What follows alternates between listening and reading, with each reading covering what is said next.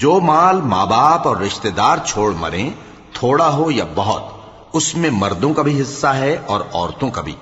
یہ حصے اللہ کے مقرر کیے ہوئے ہیں۔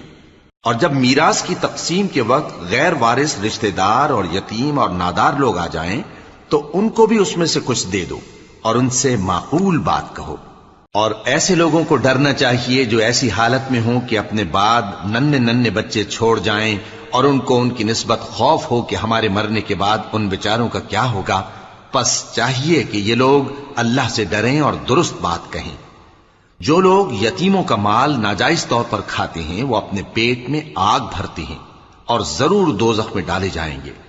اللہ تمہاری اولاد کے بارے میں تم کو ارشاد فرماتا ہے کہ ایک لڑکے کا حصہ 2 لڑکیوں کے حصے کے برابر ہے، اور اگر اولاد میت صرف لڑکیاں ہی ہوں، یعنی 2 یا 2 سے زیادہ، تو کل ترکے میں ان کا 2/3